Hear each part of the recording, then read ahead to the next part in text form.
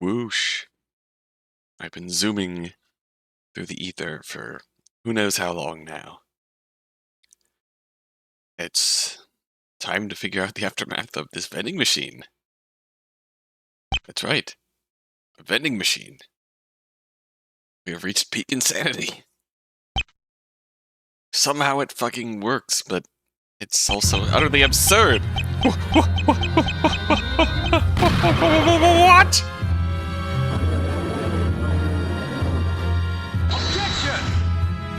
A vending machine killed the victim, Mr. Gavin. Have you gone stark mad? I've heard some incredibly insane things come out of the defense's mouth in all my prosecuting years. This here really takes the cake. How would it even be close to possible? Would there even be enough room inside a vending machine to fit a person in? It wouldn't be the most spacious fit, but you'd be surprised, Mr. Edgeworth. There's a compartment with plenty of space between its door and the holding trays. A vending machine needs enough room for purchased items to fall out of, after all. A vending machine also needs electricity to operate, Mr. Gavin. So how would it even work if it was placed inside the vault?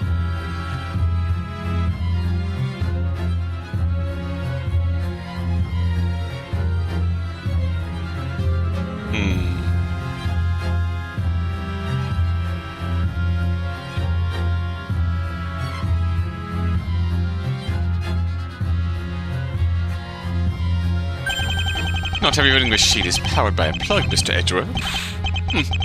What about being able to push the knife into the victim? A knife is a thin object. A vending machine could only push that if it was loaded in vertically. However, the knife would have to be positioned horizontally in order to stab the victim. You're thinking too simple, Mr. Edgeworth. You assume that the knife was the only item the killer placed into the vending machine. But a vending machine can store multiple items. All the killer would have to do is put the knife in horizontally, then put another object behind it vertically. The vending machine would push the vertical object, like for example a small plate from the kitchen, which in turn would push the knife into the victim's back. That's just madness. Face it, Mr. Edgeworth, it is entirely viable for the vending machine to have killed the victim. If that's the case, it's also possible that Mr. Wright could be behind this crime. Uh-oh. After all, upon performing the murdering trick, the killer would have to go back inside the vault later. Reason being to take the victim's corpse out of the vending machine and place the vending machine back in its original location at the side hall. This all before the police arrived to break into the vault.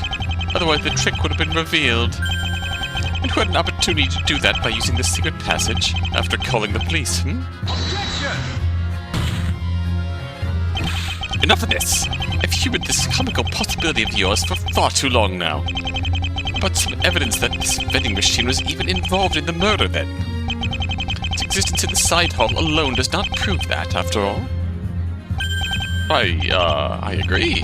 Do you have any proof that this vending machine was used in the murder, Mr. Gavin? As expected, it was inevitable for the court to demand concrete evidence of my theory, I suppose. Admittedly, I went into this bluff not thinking about how I was going to prove all this. At the same time, I feel that the evidence just has to be out there somewhere. As if it's part of the reason I could take this bluff as far as I did up to this point. I feel I can rely on my senses much more now than ever before. I can do this! I'll gladly provide that evidence, to your honor. In fact, it should be relatively simple to prove that this vending machine was used in the murder. All I have to do is ask for the police to examine the vending machine more carefully. Is that so? But then what should we be looking for, Mr. Gavin? I'd rather not waste any more time than we already did, you see. Naturally, Your Honor. You can ascertain that the vending machine was used in the murder if we perform a luminol test. Test the interior of the vending machine with luminol. You're suggesting we search for traces of blood? Exactly. After all, if the victim was killed inside that vending machine with a knife, it's as good as certain some blood would have ended up in the vending machine as a result. At the very least, it'd be difficult to remove the victim's corpse without some blood dripping in there.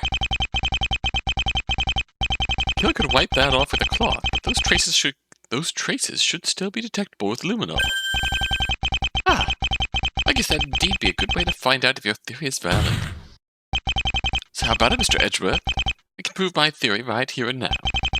Are you willing to call my bet and ask the police to perform this luminol test? Huh. No need, Mr. Gavin. You've already done such a test on the vending machine. It cannot be. Another trap? What? What do you mean by that, Mr. Edgeworth?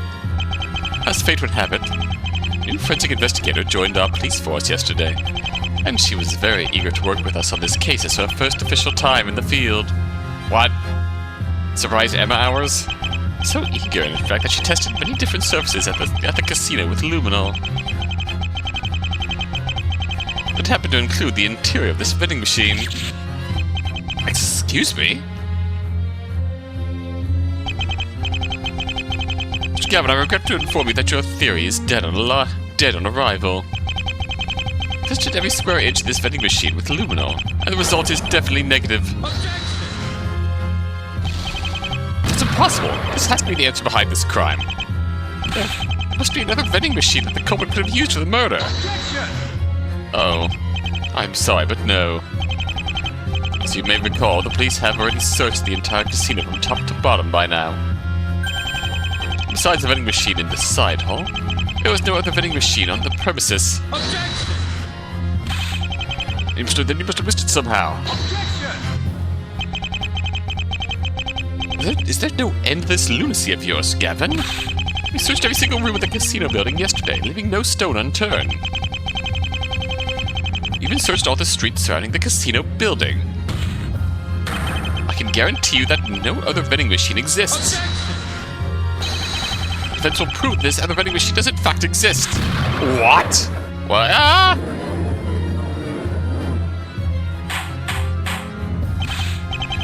Order! Order! You just made your final blunder, Mr. Gavin. You're going to put my investigative prowess into question like that. You better have some convincing evidence to back up that claim. Indeed, I hope you're aware of the consequences of such a claim as well. We're at 75%. I'm not sure why I just said that. I just countered with what I felt had to be the truth. I've been going by my senses of late, but am I losing my more logical ways as a result? Goddess, I cannot let my momentum go to waste. As crazy as it may sound, what I'm thinking of is the only thing that could possibly fit is the truth. There just has to be a different vending machine that the killer used, but where would it be? How could the police possibly have missed it in their search? In for a penny, in for a pound, Mr. Gavin.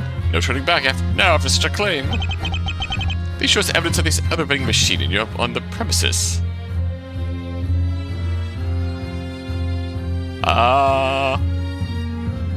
Take that! False.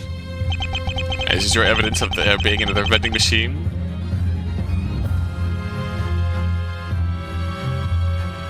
Take that!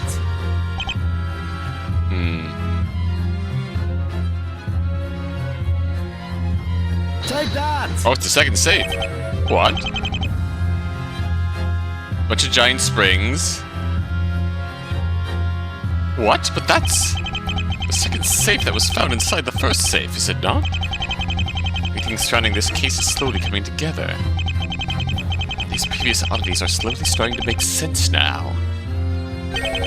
Correction, Your Honor. It's actually a second vending machine.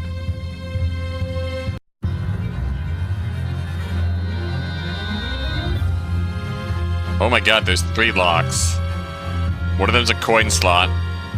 One of them's the actual lock to open the door of the machine, and the other's the keypad to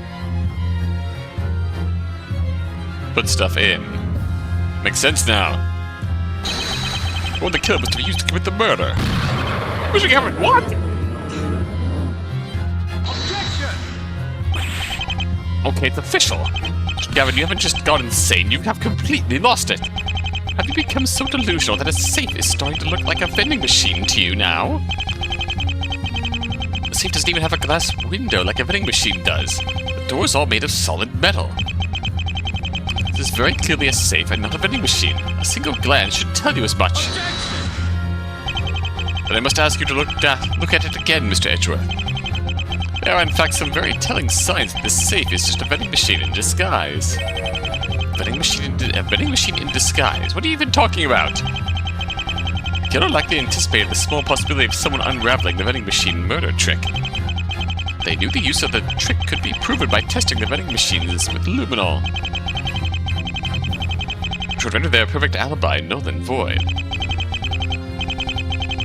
Thus, in order to avoid that, the killer decided to hide his tool for murder after being done with it.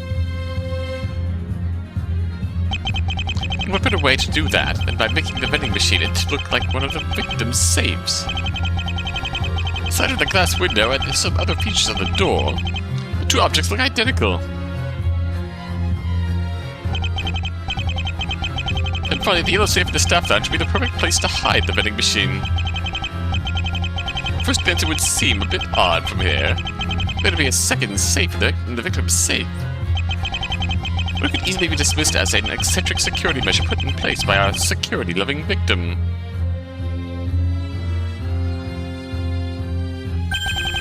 All the killer had to do was cover this glass window of the vending machine to make it look like a safe. And how do you propose the killer did that exactly? There was something on location they could use for that, of course.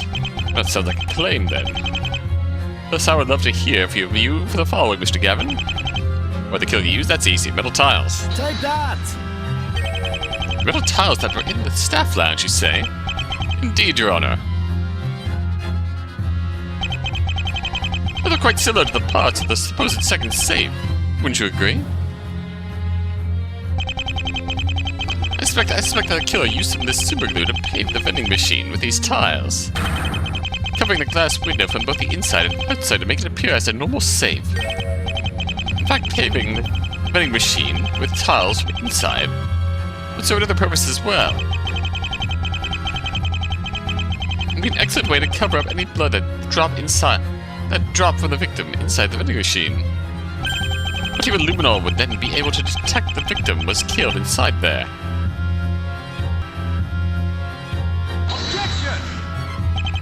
The metalwork of the safe looking similar to these metal tiles could be mere coincidence, however. The victim was known to purchase all his security hardware from KB Security. And these metal tiles were planned to be used for renovation of the vault some time from now. It was unthinkable for these metal tiles and the safe to be made of the same materials, because both were likely provided by the same company. Ah, but there is something else that supports my theory further. Think back to Miss Tomb's testimony, specifically regarding the object Miss Tomb thought the victim was knocked unconscious with at first. The figure smacked him unconscious with one of those metal tiles in the staff lounge. I pointed out that no metal tiles in the staff lounge had any traces of blood on them, to which you made it clear that the object used to knock out the victim remained unfound even now. I kept wondering, what could explain all those factors? I believe I have now found the answer to that. What? It's not obvious by now, Mr. Edgeworth. The object that the killer used to knock out the victim was later glued onto the vending machine. A metal tile, which is what Miss Tomb initially claimed to be what knocked out the victim. It explains the lack of blood on any of the tiles, does it not? Blood with blood on it was covering the vending machine. And that is also why the police never ended up finding it. Nago! Hey, yeah, we did it. We got it. We're here, ladies and gentlemen. We hit the Nago. We finally made it. We've got a Nago from Edgeworth. Even so, that is just one explanation for that.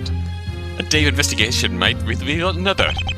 And your theory is still full of holes and extremely out there to boot. Just because you connected a few factors to it to make it more plausible doesn't make it true. Doesn't mean that this safe is actually a vending machine. I read the points brought up so far seem a bit too much like convenient coincidences, really. I'm afraid your theory is still a bit hard to swallow, Mr. Gavin.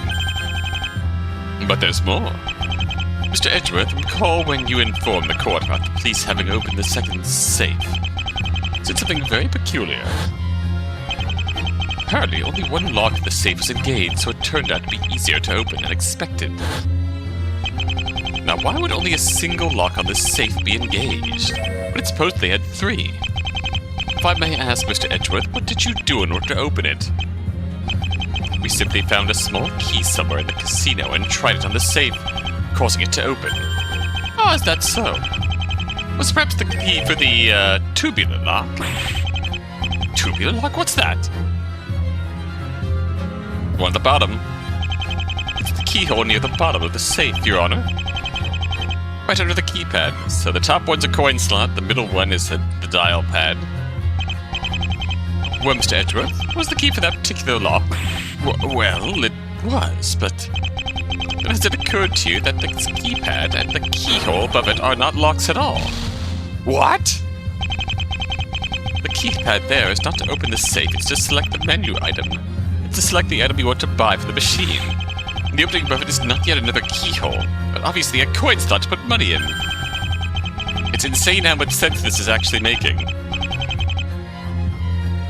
It seems you ran on some false assumptions based on what your detective told you, Mr. Edgeworth. But those are still all locks of a safe that weren't engaged at the time. It's just an attempt by you to make me dock Detective Gumshoe's pay. Now, Edgeworth, if the safe was closed and locked, why would only one lock engage? There's yet even more, however. Consider the items that were found in this supposed safe, Mr. Edgeworth. For starters, why would the victim keep that junk in his safe rather than something valuable? Not to mention him wanting to guard these items so well, he'd put the safe and yet never safe. It's not possible that it was the killer who placed these items in his disguised vending machine. Because they wish to hide them, as that could possibly reveal the nature of this scheme. Do elaborate, Mr. Gavin. I already went over how the glue could have been used to cover the vending machine with metal tiles. So I'll move on to explain the relevance of this springs next. And I believe there to be these to be the coils commonly found in a vending machine attached to the back wall. The kind that snacks are loaded into and that push those out of the vending machine upon purchase. Except in this case, one was responsible for pushing the knife into the victim, of course. I guess that would make sense. Of course, while the coils were crucial in performing the murder, it proved an issue in the next step. Concealing the outer area of the vending machine as a safe was obviously not enough. The disguise would have easily been seen through. The police were to open this safe. You would find the coils attached to the back wall, revealing the true nature of this vending machine. The killer had to pull out these coils from their place at the wall. In all likelihood, stuck more metal tiles to conceal the section they were originally attached to. Aha! As for this trolley, I doubt that I'd need to explain it at this point, but it naturally assisted the killer in carrying the vending machine from the side hall to the vault. And then from the vault to the yellow safe in the victim's office after the murder. Objection! You've turned this theory of yours into quite the chimera by now, Mr. Gavin. But who's to say that the second safe wasn't just always in that yellow safe from the beginning? I'll tell you, Mr. Edgeworth. Miss Tomb's testimony does. I saw a figure come out of that big safe in the office and move toward Roy. I point out how that would have been impossible if the second safe was inside the yellow safe. But if it wasn't there at the time, it would resolve that contradiction then too, wouldn't you say? Come again? It would appear there might be some credence to Mr. Gavin's theory then. All these connecting factors would otherwise be far too much of a coincidence after all. Objection! Your Honor, the defense has yet to provide a lick of proof for that ludicrous theory. Objection! But that could easily be arranged. What we'd have to do is examine this second safe. Mr. Edgeworth, I request for the police to dismantle this supposed safe. Then we could ascertain if it is a vending machine. This cannot be.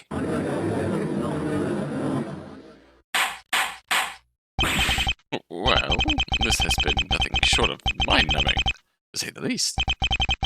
I am not sure what to believe or decide at this moment, but perhaps it would be prudent to test out Mr. Gavin's theory, just to be safe. No pun intended. I think I finally did it. I turned this monster of a trial around in my favor. What say you, Mr. Edgeworth? Will you adhere to Mr. Gavin's request? No, I refuse. What? Why have I not, Mr. Edgeworth? Because your request is absolutely preposterous, Mr. Gavin. Do you even realize what you are asking for here? You expect us to tear the safe apart with heavy equipment just to confirm your outlandish theory. It's like asking you to tear down all the walls of the crime scene just to confirm there's no secret passage. That's quite humorous considering there was in fact a secret passage at the crime scene, was there not? Okay, granted. The point is that we didn't demolish the casino in order to find it. Similarly, it'd be insane to wreck someone's safe based on such a speculative theory as yours.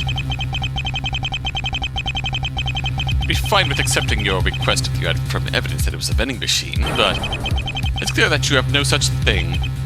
As such, if you want to prove that this safe is actually a vending machine, I must ask you to do so without destroying the safe first. He really doesn't want to risk his friend falling under the genuine suspicion, does he? I do suppose Mr. Edgeworth makes a good point here. Even though the defense has made their theory look more plausible, they still lack evidence. The proposed way of priding it seems a bit extreme.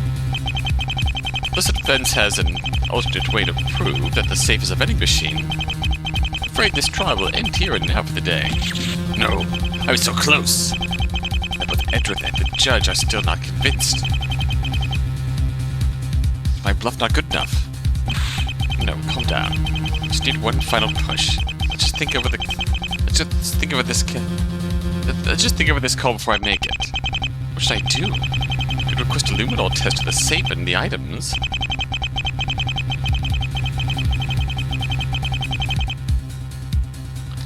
Perhaps with some luck, there will be a reaction that proves there's some blood on there anyway. I also need to be doubly sure my bluff is going to work this time. There could always be more traps so the bluff could fail again, after all. What then? Perhaps I shouldn't just bluff, but make the one that has the highest probability of succeeding. I think I can definitely prove that this safe is a vending machine without dismantling it. We have a coin in the court record still, right? We do. Can we use the coin? On the coin slot? Doesn't seem like something Wright would do, however. He'd just wing it, no doubt. Perhaps it's time to give my own spin on these bluffing tactics. Your Honor, the defense does also have a way to prove that the safe is a vending machine without wrecking it. Really? You're full of surprises today, Mr. Gavin.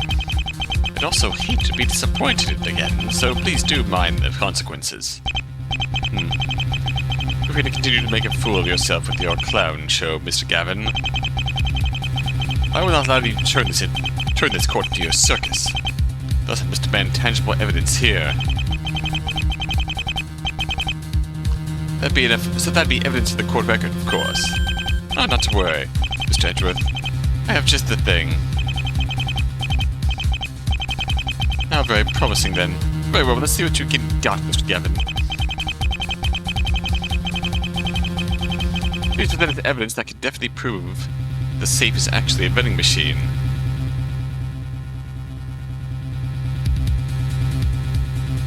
Take that! The quarter that Miss Toom likely dropped in the side hall. Why are you showing us that? I fail to see the point here as well. Trying to perform some kind of coin trick with that, Mr. Gavin. Ah, for a magic trick with Mr. Gavin makes his last bit of credibility disappear, no doubt. Oh, it will make something disappear, to be sure. Namely, the last bit of remaining doubt that this supposed safe is truly a vending machine. Don't make me laugh. What does that prove that safe could be a vending machine? I'll show you. All you have to do is apply to a certain part of the safe. It's time to put your money where your mouth is, Mr. Gavin.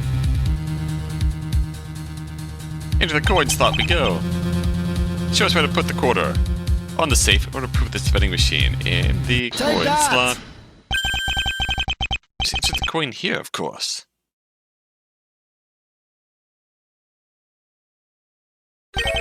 Into that keyhole. So I stated before, this safe is actually a vending machine. It would not be a keyhole. It would be a coin slot. If that's the case, a quarter like this would fit in there perfectly. Ah! Mr. Edgeworth, I request that you ask the police to see if a coin can slide into that opening. If it does, it would sufficiently prove this object is not a safe but a vending machine. No. Oh, without making the safe beforehand as well. I suppose so. Fine. Let me call Detective Gumshoe on the phone. He should be back at the crime scene by now. I'll ask him to insert a coin into that gap and debunk all this nonsense right away.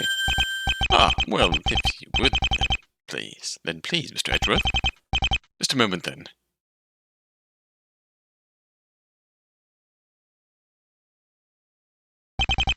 The wait here is killing me. How long does that Edgeworth need to make that phone call? It's been gone for 10 minutes now. I don't have enough time here.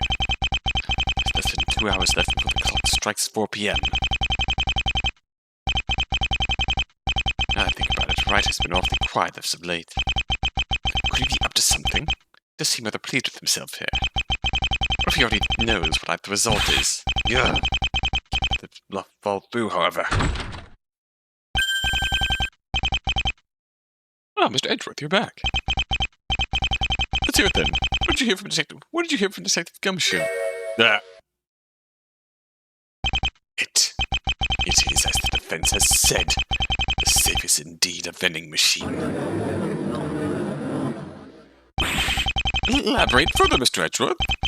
When a coin slid all the way into the gap that Mr. Gavin pointed out, quickly found out that it doesn't even turn like a keyhole would. Then pried loose all the metal plates from the safe and found out the object is a vending machine. Only that, but luminol testing confirmed there were traces of the victim's blood found inside. Some on the floor of the vending machine and some on the edge of one of the metal tiles. We found some on one of the coils. Ding ding, baby. It does appear that Mr. Gavin was indeed correct with his theory. I don't believe it. My theory was right. I actually did it. That enormous bluff actually paid off in spades. That means that Wright is truly the killer behind this case. Are you doubting? I must not falter. This is the moment I've been waiting for. I've been working towards. And see this as payback for deceiving me. And all that he did to me in the future. I can finally do what he did to me and watch him rot in jail for it. Your Honor, his findings confirm that the killer did indeed use a vending machine for the murder. The only reason to use such a diabolical trick would be to fake an alibi for yourself. Since it was Mr. Wright who saw this murder happen in the staff lounge, it wouldn't just throw his perfect alibi into question, it would make him a prime suspect. What do you say to that, Mr. Wright? We're gonna get Nick laugh.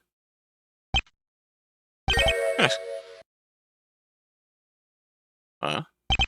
We're gonna get Nick laughs, right?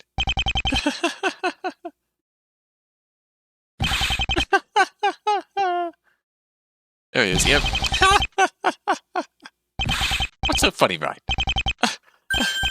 Sorry about that, first off.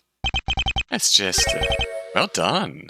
I don't think I've ever made a bluff quite as impressive as that myself. I'm glad to see you've come so far. I was right about what I said yesterday.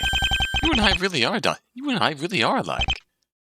Are you calling my proven theory nonsense? Or is it just another bluff of your own? Oh, I'm not calling it nonsense at all. I actually quite agree with it. Explains the earlier contradiction that I couldn't figure out by myself, after all. The victim was actually inside a vending machine when I saw the murder happen. It makes sense. In fact, I should be thanking you, if anything, Christoph. For you have just proven me innocent. What? What did he just say? Explain yourself, Mr. Wright. Your Honor, it was proven that the killer used a vending machine to kill the victim. And they put this vending machine inside the safe in the staff lounge and disguised it as a second safe. If that's the case, the person who did all that could not have been me. After all, how could I have put the vending machine inside the safe if Larry was in the staff lounge? There it is, it's all coming up butts. You should be able to attest that when I came back to the staff lounge, I was with the police. So with that, I think you can put the suspicions you've had of me to rest now, Kristoff. I proved Phoenix Wright innocent. All I just did resulted in the opposite of what I wanted. What have I done? It just cannot be. How can I still convince the court that Mr. Wright could have been the killer now? Given the nature of the murder and trick, I hardly doubt I can argue that the killer had an accomplice. Requires an unwitting companion to make the perfect alibi convincing enough after all. It's impossible for Wright to have put the vending machine in the staff lounge with Mr. Butts there. I can't change my theory now that it's already been proven. Ugh. There has to be something I can still do to counter this. There has to be.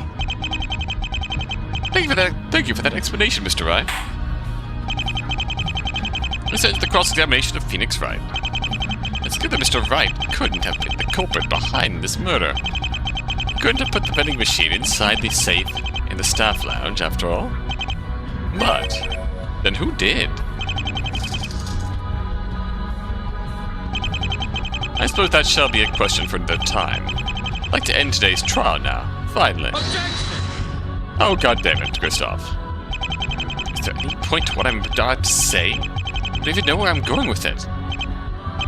No, I do not. This is once again a move based purely on instinct. It worked out when I tried it last time, and it remains all I have. It's worth a shot. What matters that I make Wright look guilty. Yes, what is it, Mr. Gavin? He's just used to this by now. There's a contradiction in what Mr. Wright stated earlier, Your Honor. Contradiction? Where exactly? Mr. Wright stated that after the murder, the killer must have put the vending machine into the safe in the staff lounge. Kristoff, that is simply an ascertainable fact. But it is in complete conflict with previous testimony given by someone. And who would that be, Mr. Gavin? I'll gladly tell you, Your Honor.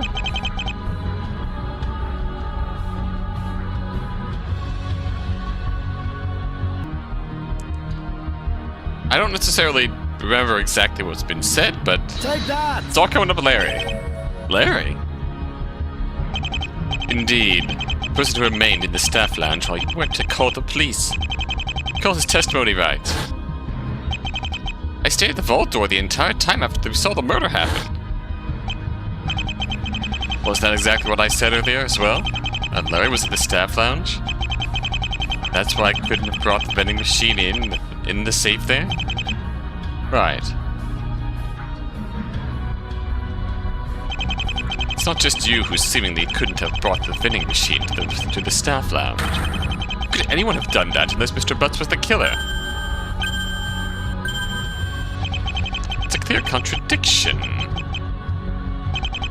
Are you saying that Mr. Butts is the killer, Mr. Gavin? Accusing yet another friend of mine, are you?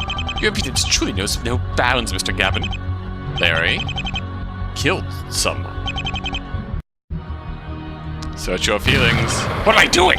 Suggesting that someone other than Wright's the killer. Have I gone insane? It's just... that's what the facts and my instincts were pointing towards. The killer has to be Mr. Butts.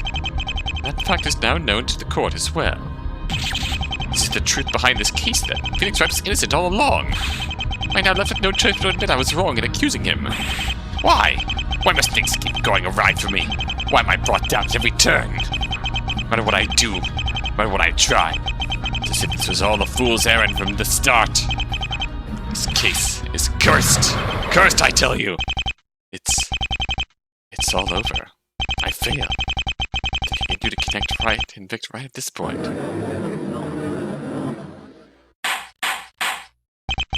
I do believe this turn of events warrants another testimony from Mr. Butts. I suppose so. I don't think Larry could be the killer. Certainly has some explaining to do. He sure do. Bailiff, please bring Mr. Butts to the stand. That loud guy, Your Honor? I'm afraid he left, sir. What? He left? When did he leave? Around the time Mr. Gavin was suggesting that the second safe was a vending machine, sir. Uh-oh. Suddenly said he had to start packing for a vacation to somewhere very far away. I thought it was okay since I didn't expect anything to come off of it. Thought it was okay since I didn't expect anything to come out of Mr. Gavin's wild theory anyways. Larry! I suppose we'll just have to postpone this trial until tomorrow or something, then. I'm simply doomed. I'm not allowed an idiot to make himself look this suspicious any longer than necessary.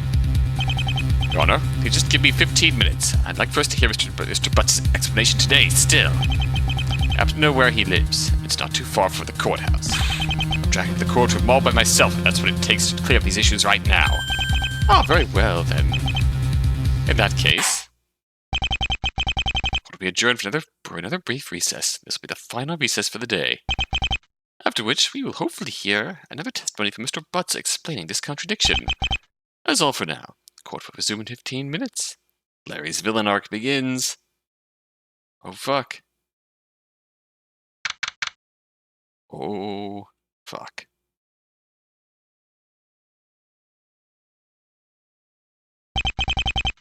I'm finished. I failed to get Felix Wright arrested. Where did I go wrong? Was it the bluffing? I felt like my instincts. Uncovering the truth?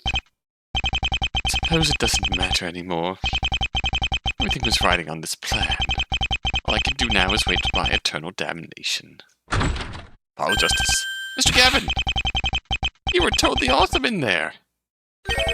You okay, sir? You look a little absolutely devastated. Don't bother, hon. He's been looking like that ever since we set foot into this lobby. Still, I must agree. That was quite the impressive performance back there, Gavin. So would it hurt a little to smile? Or at least pretend what you did is something to be proud of? You two don't know anything. You! Ah, Mr. Wright? Kid, let's give these two some space here, shall we? I imagine they have some things to say to each other. The two of us can have a little chat in the hallway outside the lobby meanwhile, okay? Sure. See you later, Mr. Gavin. Good luck. What was with you back there, Kristoff? Vehemently insisting I could be the killer and pushing for the trial to continue like this? It was a little beyond just trying to defend your client or trying to uncover the truth, don't you think? And now you're accusing Larry. What's going on here? If only those guards weren't in here. Come on, say something. Matters anymore. What am I even still doing here? I'll just go home and enjoy the last few moments I still have. Where are you going? Home. You saying you're going to abandon your client? What difference does it make? It's all over anyway. What do you mean? You're still hanging in there, aren't you? No, I lost. You lost? What'd you lose exactly? Everything, Wright! I lost everything!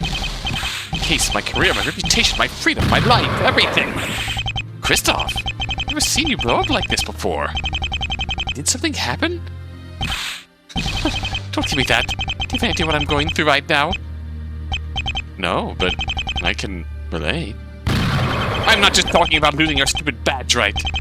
And neither was I. Don't make me laugh. If you could possibly understand me. You saying you ever had to do a trial that needed to end in a single day with a very specific outcome. A trial where things could constantly go wrong and with dire consequences if you lose. Believe it or not, but I have. What? Happened about 8 years ago. An important friend of mine was taken hostage. Oh, shit. Kidnapper demanded a not guilty verdict for someone in a single day in return for her safety. The extension was announced on the first day of the trial. I thought she was going to die.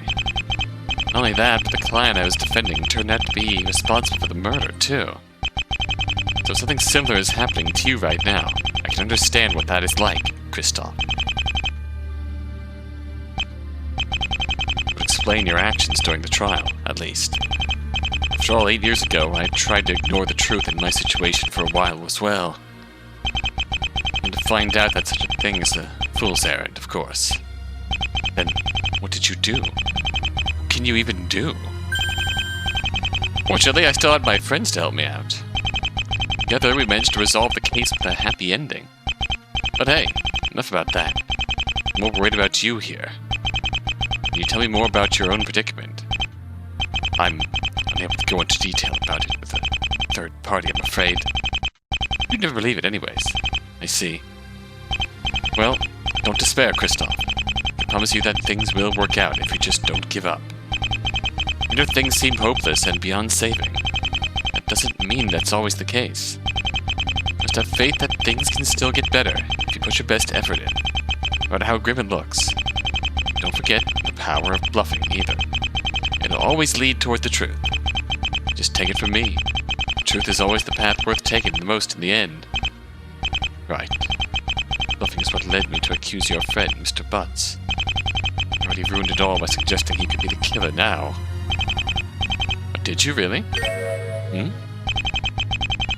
don't want to believe it myself, but what if you're right about Larry being the killer? It does seem to be what the facts are pointing towards right now. So perhaps your bluff really did lead to the truth there for all we know right now. Honestly, in a way, I'm also glad for the direction you've taken this trial in. If it weren't for you, I don't think I ever would have considered that Larry could be behind it all. I've known him for a long time, so I'm still a bit shocked at this revelation. To be honest, part of me would rather not find out if any of this is true. I fear Edgeworth may not be able to look past the fact that Larry is our childhood friend either. That's also why I think you're the only one who can do this, Kristoff. If you don't uncover this truth, then perhaps no one will. I'm sorry. I'm not sure if I can do this anymore. I know you can, Kristoff. You're a defense attorney, after all. The job of one is to always find a way, to never abandon hope, to help those in need. Or at least that mentality has a better chance of succeeding than just giving up and going home, You're right. Thank you, Wright. I must also apologize for my outburst earlier. Don't worry, I understand that now. I may have no right to ask this of you after all that just happened at the trial, but will you assist me as my co-counsel once more? Sorry, I'm not sure if I can join you in accusing a friend of mine. I'll just see if you're really on the path of the truth first. I understand. Of course, betrayed his trust after all. I doubt he'll see me as a friend anymore. Don't let that deter you, though. As long as you seek the truth, I know everything can work out. Make a miracle happen, Kristoff. I could do it 8 years ago. I know you can do it now yourself. Oh God. I hope there's I'm hope beyond hope that there's a miracle never happen path. I'm going now then. Good luck, okay? The way you also worded that makes me think that there might actually be an extensive path split here. AKA, conflict of interest. That brings back memories back in the day. Do we send Pearls to jail, or do we let her go free? Thank you, Wright. Recess is almost over now. What should I do? I'm at a complete loss here.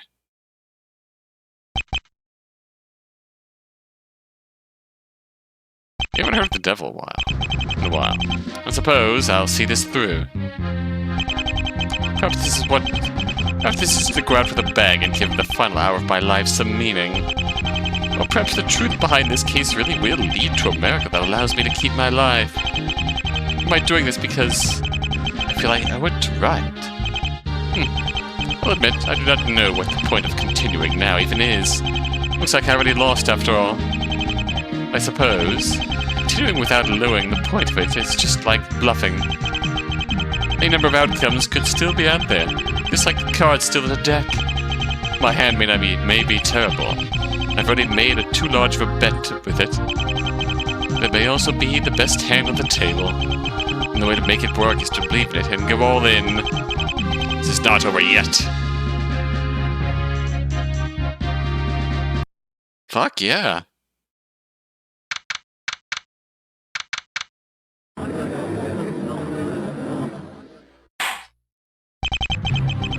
Court is back in session. Mr. Edgeworth, did you manage to get a hold of Mr. Butts? Indeed I did, Your Honor.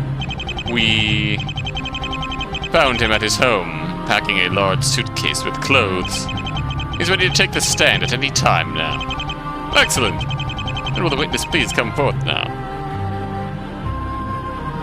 Hey, Normal Larry. I see you put on some new clothes this morning, witness. Yeah, well, I was just dying to get out of that itchy old security uniform, Your Honor. Yo, Edgy, what gives? I thought I was already done with all this testifying stuff, man. So did I, Larry. It seems a problem was found with your earlier testimony. Problem? What problem? A vending machine we now know to be part of the killer's murder plan was found in the victim's safe. And we know it couldn't have been there before you witnessed the murder. However, you testified that you were in the staff lounge the entire time until the police arrived. He's a terrible, You do know what this implies now, don't you? So we'd like to hear it. We'd like to hear what your excuse is this time. Oh, right. There is, of course, an explanation for that. I'm amazed at how this buffoon could be the true culprit. How did we all miss this? If you would then, Mr. Butts.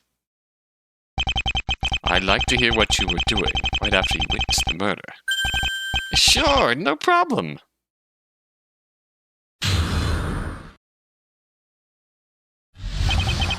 After the murder. After Nick left to call the police, I was alone guarding the vault door at the staff lounge for a while. But then all of a sudden, I just got really hungry. So I went to the kitchen in order to make myself a sandwich. And I went back to the staff lounge about 5 minutes before the police arrived. As such, I have no idea what happened in that staff lounge in the meantime. I think we can now all agree I am not the killer, right? Oh boy. Witness, you do know what a serious crime perjury is, do you not? Before you dishonestly stated that you were guarding the vault door in the staff lounge the entire time. I'm sorry. I just knew if I'd mentioned that before, I'd get yelled at. And look at where it got you now. In more trouble, as per usual. Knowing you, I believe you're speaking the truth this time. At the very least, this would explain how the vending machine could have ended up in the safe now. Mr. Butts was in the kitchen. The killer must have used this opportunity to bring the vending machine to the safe in the staff lounge. Which means the defendant, or even Miss Toom, could have still done this crime. After all, since they have easy access to the passage, who's to say either one of them didn't end up using this vending machine trick to kill the victim? They'd have easy access to the staff lounge from the vault, since the key was inside the vault too. Hold on, Mr. Edgeworth. Mr. Tal and Miss Toom used this murder trick. Neither of them would have gained the benefit of creating an alibi for themselves. A fair point, but perhaps that was never the killer's true intent with this murder trick to begin with. Perhaps the killer simply wanted other witnesses to see the murder, not seeing the culprit who did it. Witnessing the vending machine with the victim inside in front of the vault's door, the killer could ensure that the witnesses in the staff lounge would see the victim get stabbed, without those witnesses being able to get a glimpse of the killer who was also inside the vault. As for why the killer would want to do that, I'm sure I'll have an answer for all that after investigating further. Currently suspect there may have been more to this murder trick that didn't go as planned for the killer. Then what of Mr. Butts and the perjury he has committed? Ah yes, I ought to apologize for my friend's sadly familiar antics. He is an idiot who often gets himself into trouble like this. Past incidents have shown that he is just at the wrong place at the wrong time, doing something stupid. Thus I'm inclined to believe that this is just another one of those moments, I'm afraid. I'll see to it that he is punished for the crime of perjury. But that crime is not murder, at least. And I do believe we're due for a cross-examination to be sure of that. Gavin, you're up. Certainly, Your Honor. This witness is definitely lying. And yet I do not see an obvious way to counter this testimony. I just have to go over it carefully and consider my options.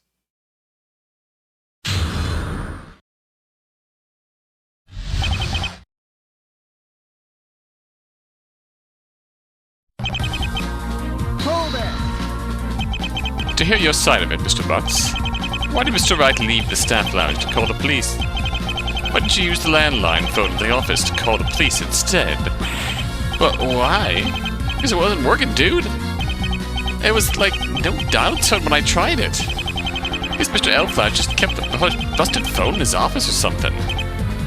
I see. That's what happened in the staff lounge after Mr. Wright left. Well, like I said, I was guarding that vault for a bit since we saw the murder happen there and all. Hold it! You were hungry. Yeah, starving in fact. I mean, I actually didn't end up eating anything during lunchtime in the kitchen. Too busy serving up samurai dogs back then, you know? So what did you do in response? Hold it! You're saying you stopped guarding the vault door, but a murder had just occurred, Mr. Butts. I should have known something like this would have happened with Larry involved in the case. But I was hungry, and I can't guard anything on an empty stomach either, man, can I? Plus, I felt that since the kitchen was so close anyway, nobody would notice I'd be gone for a bit. So you quickly made some food in the kitchen and then returned to the staff lounge to eat it. Nope.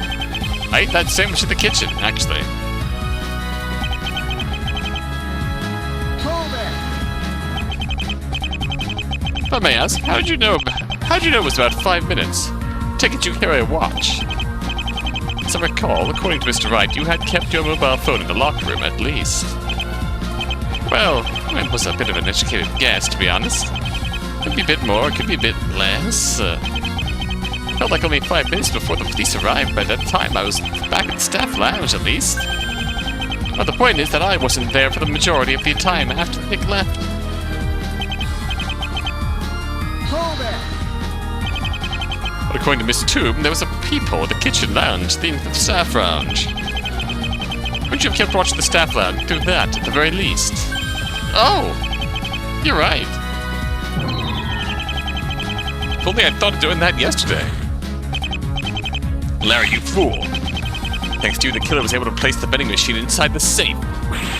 I'm sorry, Edgy. I didn't think it ended up being such a big deal. But anyway, I was clearly somewhere other than the staff lounge after the murder. Hold it! What was the Butts? There's nothing in this testimony that particularly counters that. Is this it, then? Just winning by uncovering the truth is hopeless after all. It was wrong. The only thing I can really do here is just give up on the cross-examination. Mr. Gavin, do I take it that you find nothing wrong with this testimony? Correct, Your Honor. The defense would like to end the cross-examination. Objection! Oh? Nick? Come on, Kristoff. You can't give up now. Right? Why are you here? I thought... What, you didn't really think I'd leave a friend of mine hanging, did you? Especially when you looked like you were about to give up and you were in need of my help.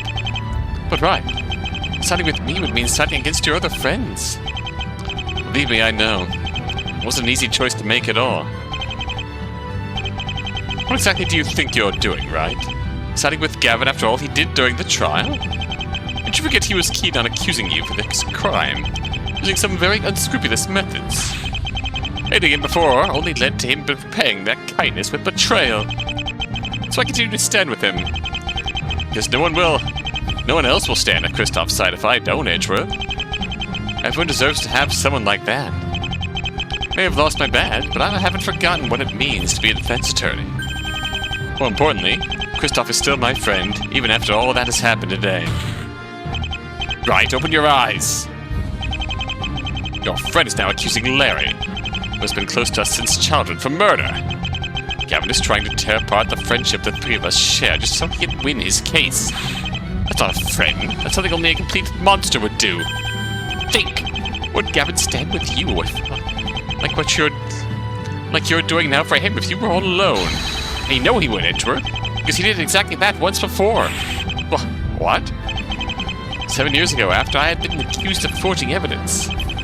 Bar Association Review Board voted unanimously for the strictest punishment possible. Death. Unanimous, save for one dissenting opinion. Christoph Gavins. Everyone had turned on me, yet he was the only one who stood with me and believed in my innocence. He was there for me then. Now I'm here for him.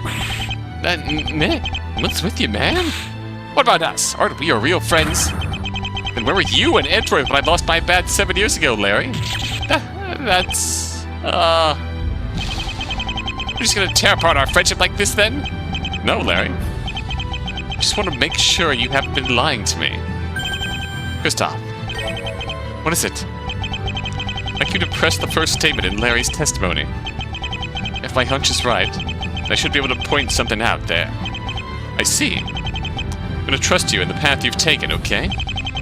It will lead to the truth, and thus to ultimately the best outcome for all of us. Would that include my own survival? I can't fathom it ever. I can't fathom it ever. I can't fathom it ever could. I can't fathom it ever could if I follow the truth now. Should I really do as Wright just suggested? Or should I do what I was initially planning to do? Suppose this means the defense wants to continue their cross-examination after all? If so, then feel free, Mr. Gavin. Here it is. Ultimate decision time. Do we press the first statement?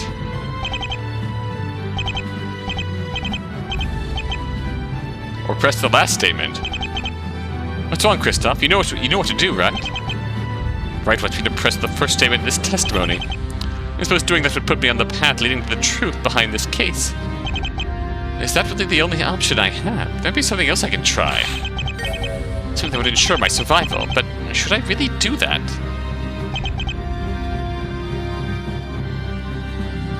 We'll find out what we do. Next time.